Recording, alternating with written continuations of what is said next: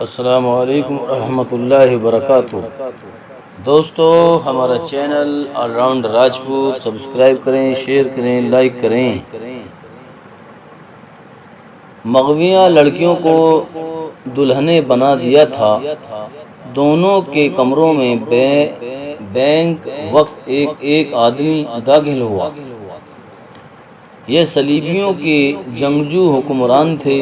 وہ شراب میں مدمست تھے۔ خادمائیں باہر نکل گئیں۔ لڑکیاں کمروں میں بھاگ دوڑ کر پناہیں مانگنے لگیں۔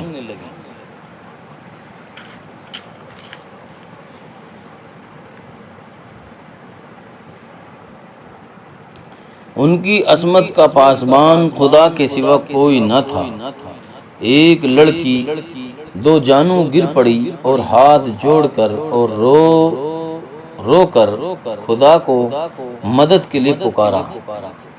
صلیبی نے کہا لگایا اور اس کی طرف بڑھا۔ باہر اسے شور و گل سنائی دیا۔ یہ غیر معمولی شور تھا۔ اس نے دروازہ کھول کر دیکھا تو ایسا لگا جیسے پورے شہر کو آگ لگ گئی ہو۔ گھوڑوں اور اونٹوں کی خوف زدگی کا یہ عالم تھا کہ کچھ گھوڑے اس بلندی پر بھی چڑھ آئے جس پر یہ عمارت تھی۔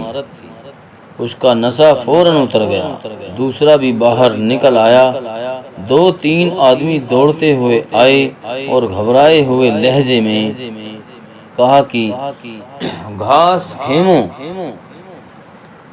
اور گاڑیوں کو آگ لگ گئی ہے۔ دوڑتے ہوئے جانوروں نے کئی آدمیوں کو کچل دیا ہے۔ اگر آگ شہر میں لگتی تو یہ حکام پرواہ نہ کرتا۔ وہاں فوج کا سامان جل رہا تھا اور فوج کے سینکڑوں جانور کھل گئے تھے۔ ذرا سی دیر میں تمام حکمران اور کمانڈر اور وہاں جو کوئی بھی تھا دوڑتے نکل گئے۔ وہ اپنی نگرانی میں آگ بجھانے کا بندوبست کرنا چاہتے تھے۔ اس عمارت کے ارد گرد جو مسلح پہرا تھا وہ بھی وہاں سے ہٹ گیا۔ باڈی گارڈز اور اپنے حکام کے پیچھے دوڑنے لگے۔ برجیس نے بلند آواز سے پکارا، تم بھی چلو، اور وہ عمارت کی طرف اٹھ دوڑے۔ اس کے 8 جوان بھی دوڑ پڑے۔ ان کے ہاتھوں میں خنجر تھے۔ جو عمارت کے برآمدوں میں جا کر اس نے ان کو 2 ساتھیوں کو پکارنا شروع کر دیا جو وہاں عیسائیوں کے بھیس میں ملازم تھے۔ ان میں سے ایک مل گیا۔ اس نے برجیس کو پہچان لیا۔ برجیس نے اس سے پوچھا کہ آج جو لڑکیاں یہاں لائی گئی تھیں وہ کہاں ہیں؟ اسے معلوم نہیں تھا۔ اس نے کمرے دکھا دیے اور خود بھی ساتھ ہو لیا۔ وہاں اب سہولیت یہ پیدا ہو گئی تھی کہ کوئی ذمہ دار آدمی موجود نہیں تھا۔ پیچھے نوکر چاکر رہ گئے تھے جو آگے آ کر بلندی سے آگ کا تماشا دیکھ رہے تھے۔ برجیس کی اسکیم پوری طرح کامیاب تھی۔ وہ ملازم کی رہنمائی میں ان کمروں میں جانے لگے جہاں لڑکیاں ہوتی تھیں۔ وہاں برآمدوں میں کچھ لڑکیاں کھڑی تھیں۔ ان میں بعض نیم برہنہ تھیں۔ ان سے پوچھا گیا کہ آج جو لڑکیاں آئی ہیں وہ کہاں ہیں؟ انہیں بھی معلوم نہیں تھا۔ آخر ایک کمرے میں گئے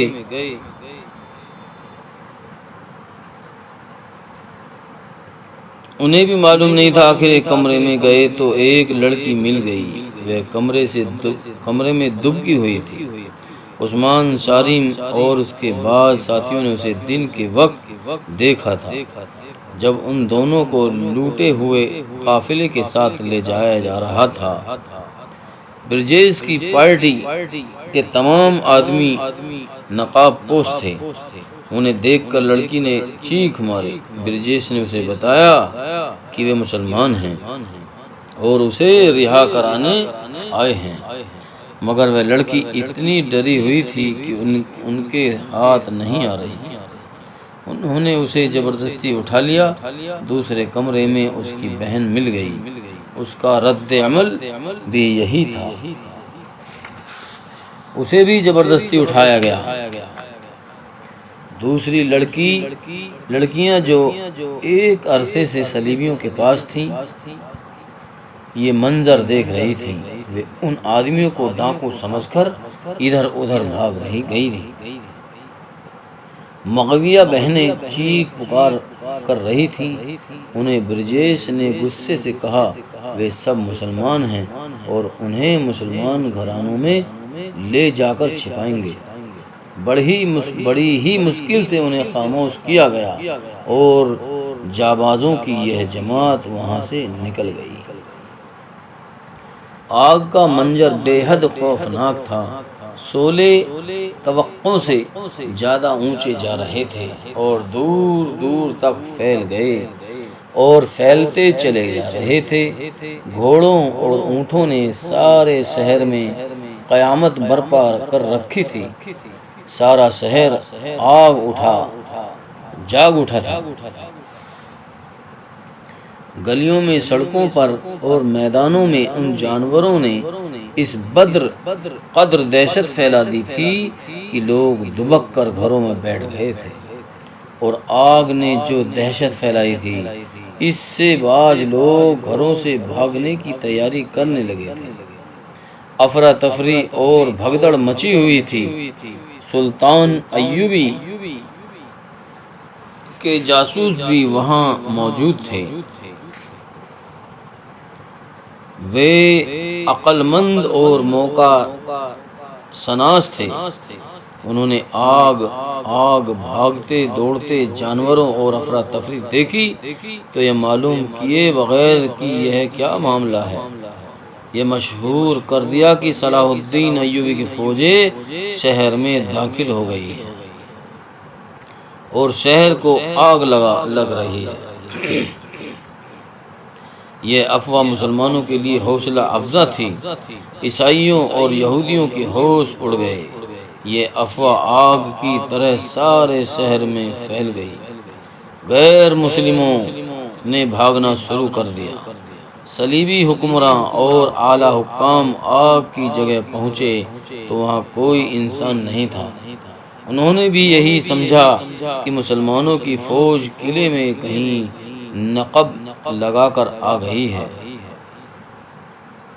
انہوں نے فوج کو قلعے کے دفاع کے لیے جنگی ترتیب میں فوراً چلے جانے کا حکم دیا اور اسی فوج کے کچھ حصے کو قلعے کے باہر جانے کو کہا۔ 2-3 کمانڈر دوڑ کر قلعے کی دیوار پر چڑھے اور باہر دیکھا۔ باہر خاموشی تھی، کسی طرح سے حملہ نہیں ہوا تھا۔ قلعے کا عقبی دروازہ کھول دیا گیا تاکہ فوج باہر جا سکے۔ رات کے وقت قلعے کا دروازہ نہیں کھولتا تھا، لیکن اس خیال سے دروازہ کھول دیا گیا کہ سلطان ایوبی کا کوئی جانباز دستہ اندر آ گیا ہے جس نے بھگدڑ مچا دی ہے۔ یہ باہر کے حملے کا پیش خیمہ ہے، فوج آ رہی ہوگی۔ اس فوج کو شہر سے دور روکنے کے لیے صلیبیوں نے رات کو ہی فوج باہر بھیج دی اور دروازہ کھولنے کا خطرہ مول لے لیا۔ یہ فیصلہ دراصل گھبراہٹ میں کیا گیا تھا اور یہ ایک غلط فیصلہ تھا۔ بعض غیر مسلموں نے جو عقبی دروازے کے قریب تھے دیکھ لیا کہ دروازہ کھل گیا ہے۔ وہ اندھا دھند دروازے کی طرف بھاگے۔ انہیں دیکھ کر دوسرے شہری بھی ان کے پیچھے گئے۔ وہاں سے فوج گزر رہی تھی۔ شہریوں کا سیلاب آ گیا جسے کوئی نہ روک سکا۔ آگ پھیلتی جا رہی تھی۔ گھوڑا گاڑیوں کے قریب ہی رشد کی بوریوں کے انبار تھے، بہت سا دیگر اقسام کا سامان بھی پڑا تھا۔ اگر آگ پر قابو پانا ضروری تھا، مگر پانی کی قلت تھی، نہ کوئی تالاب تھا نہ کوئی ندی۔ شہر میں تھوڑے سے کنویں تھے، لیکن پانی لانے والا کوئی نہ تھا۔ شہری گھروں میں چھپ گئے تھے یا بھاگ رہے تھے۔ یہ کام فوج کر سکتی تھی۔ فوج کی کچھ نفری کو بلایا گیا اور اس کے ساتھ ہی کسی کو ان مسلمان قیدیوں کا خیال آ گیا جو بیغار کیمپ میں پڑے ہوئے تھے۔ فوراً حکم دیا گیا کہ قیدیوں کو اس اعلان کے ساتھ لے آؤ کہ وہ آگ پر قابو پا لیں تو انہیں صبح کے وقت رہا کر دیا جائے گا۔ قیدی باہر کے شور سے جاگ اٹھے تھے اور سنتری انہیں ڈنڈے سے مار مار کر سو جانے کو کہہ رہے تھے۔ اتنے میں حکم آ گیا کہ قیدیوں کو پانی لانے اور آگ پر پھینکنے کے لیے لے چلو۔ رہائی کا اعلان بھی کیا گیا۔ ان میں آفاق بھی تھا۔ اس کا جسم ٹھنڈا ہو کر زیادہ دکھنے لگا تھا۔